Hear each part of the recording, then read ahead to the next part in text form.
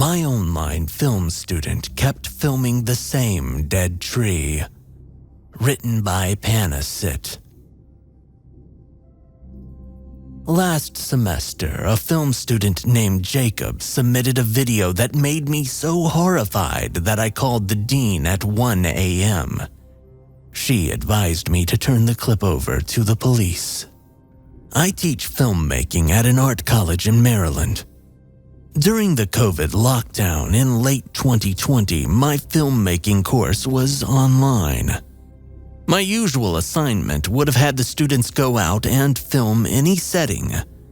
With an online class, the students just film around their houses. Most students were happy to show off their gaming setup and action figure collections. A student named Jacob put his camera on a tripod and filmed a dead oak tree in his backyard for about 5 minutes. I asked him to film some close-ups. He replied that he was too afraid. For continuity editing, I normally have the students film a chase sequence or a snowball fight.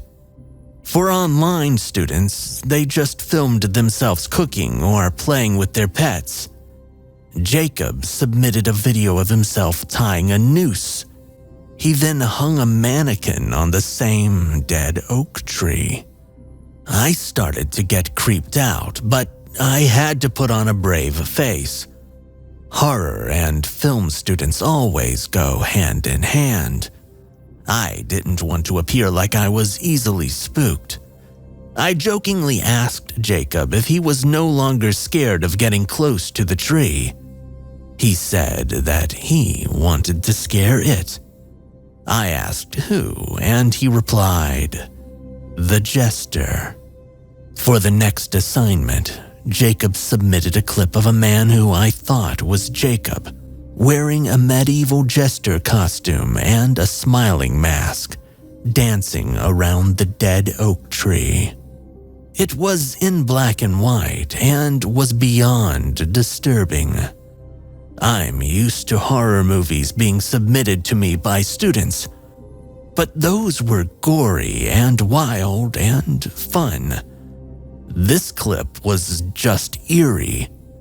I asked him where he got the costume. He said that it wasn't him. I didn't press any further. Usually I would ask, but with an online class, I just assumed that it was a family member. After class, Jacob messaged me privately and asked if his videos of the tree made me sick. I was confused and thought that he meant that I was sick of seeing the same tree over and over again. Against my preference, I said no. If he had found a muse which inspired him, then he should stick with it as long as he can. It felt like the right thing to say at the time. I found out from other professors that Jacob began incorporating the dead oak tree into all that he did. In photography class, he retouched a photo of a car crash into a photo of the dead oak tree. In digital illustration class, he drew the dead oak tree with a bunch of dead animals hanging from it. Other students noticed Jacob's obsession with the dead oak tree as well and started talking to me about it. An aspiring YouTuber named Matt asked me if he could submit a Let's Play for an assignment. Normally I would say no, but because everybody was in home isolation at the time, I thought, why not? Just add a lot of narration. Matt then invited me to watch him play PUBG live on Twitch. When I did, I was amused to see that Jacob was one of his team members. I asked Matt after the stream how he knew Jacob. Matt said that Jacob was his neighbor only a few houses down the road from him. And, to my surprise, they didn't live that far from me either, only 2 blocks away. I even thought about walking over to see Jacob's dead oak tree after the COVID lockdown ended. Matt told me what happened to Jacob back when they were in middle school. Jacob was home alone and a man knocked on the door, telling Jacob that he used to live in that house. The man asked his father to build him a treehouse, and just when his father was about to finish it, he fell from the tree and broke his neck. It had been over 2 decades since he moved away, and the man told Jacob that he just wanted to see the oak tree again. Jacob didn't let him inside, but said that he could go around and look at it in the backyard. Jacob played video games until his parents came home, where they found the man in full jester costume dancing around the tree. The semester after, in early 2021, Jacob wasn't taking any of my classes, but a cinematography professor video called me about one of Jacob's videos. The assignment was to light up a night scene, and Jacob filmed a handheld POV shot of him circling around a tree with a flashlight. She told me that the tree in the video was not a tree in Jacob's backyard. Jacob told her that it was a tree in my backyard. I didn't even end the video call. I just sprinted out onto my balcony to take a look at my tree. And then I took a look at the footage again. It was my tree.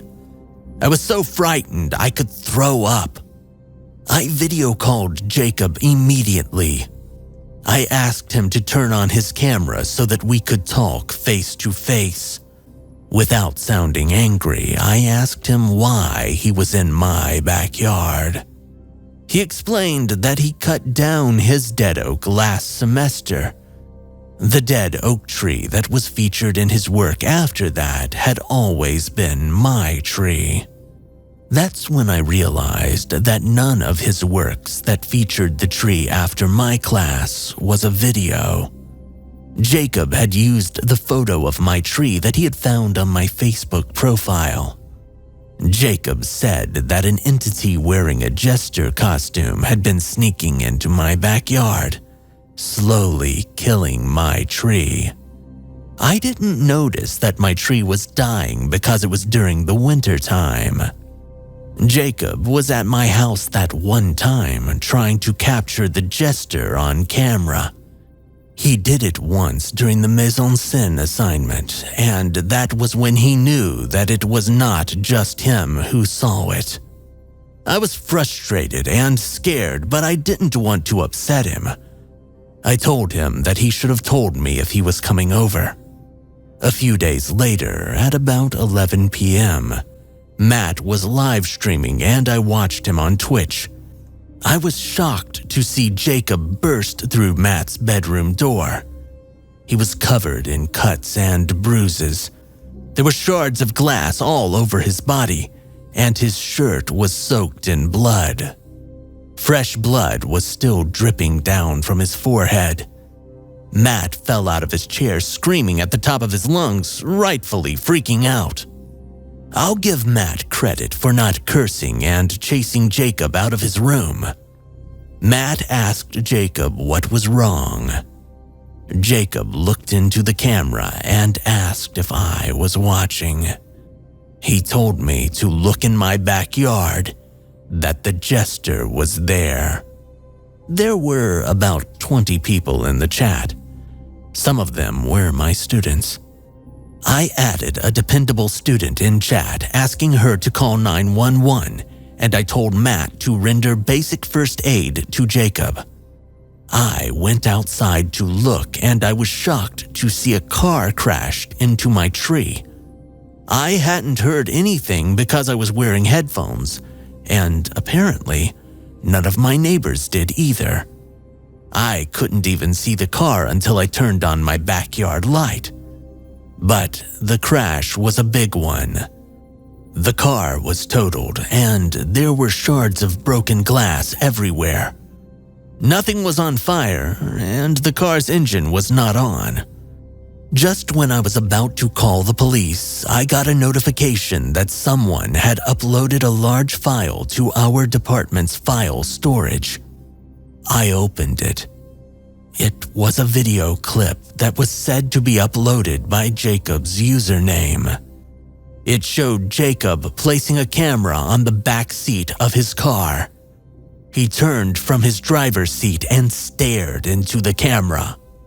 My mouth was wide open when I saw another person in the passenger seat wearing a jester costume.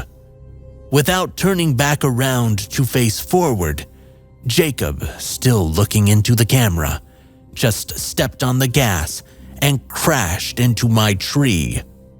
As the crash happened, I could see the jester's unmasked face for a split second. It was not human. I decided to call the dean after I called the police. She was equally horrified after looking at the clip. She told me to save the clip in case the police need it. She asked me who the man in the jester costume was. She probably didn't pause to see his monstrous face. I told her that I couldn't find anybody else at the crash scene. But I had a gut feeling that Jacob saved me from the jester that night.